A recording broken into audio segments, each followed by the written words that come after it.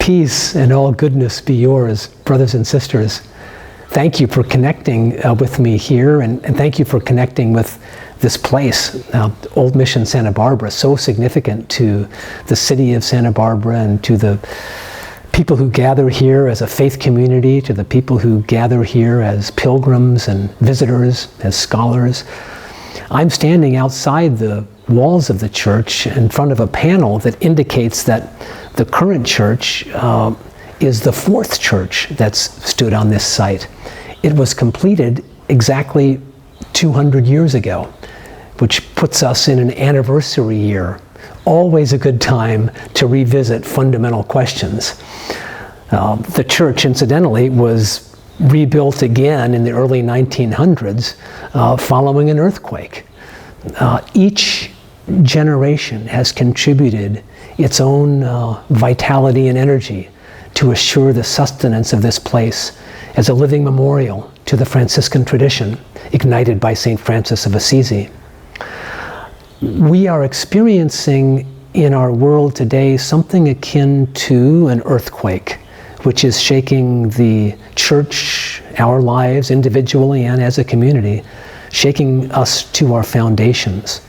It prompts the question of how we are going to contribute to the rebuilding of our lives as a community in this place of Mission Santa Barbara.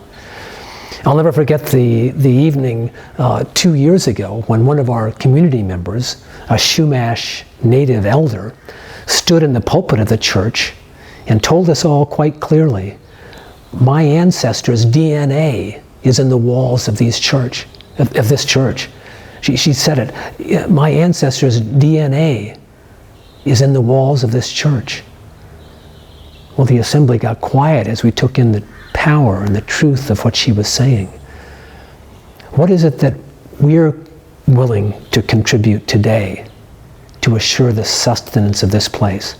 I'm talking about the gifts of the Spirit that flow from our hearts, the individual gifts of reconciliation, of peacemaking, of service that might be individually crafted for each one of us to contribute to this place.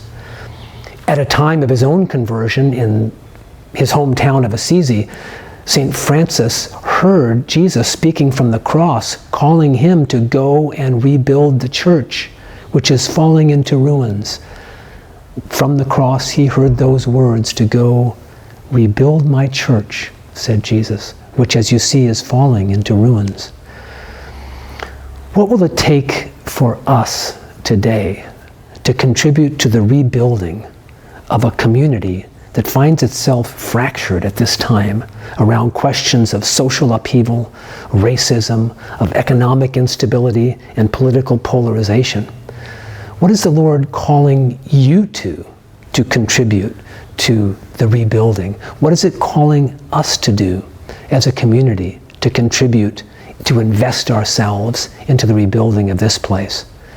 In the archive library, we have a record book which indicates the payments that went out to Chumash and local artisans who crafted this place 200 years ago. What's it going to cost us to rebuild this place by way of our own energies, by way of our own prayers, our time and attention, our imagination, and our own unique craftsmanship? On this 200th anniversary of the church, I invite you to reflect on these questions and pay special attention, if you would, to the parable in this Sunday's gospel.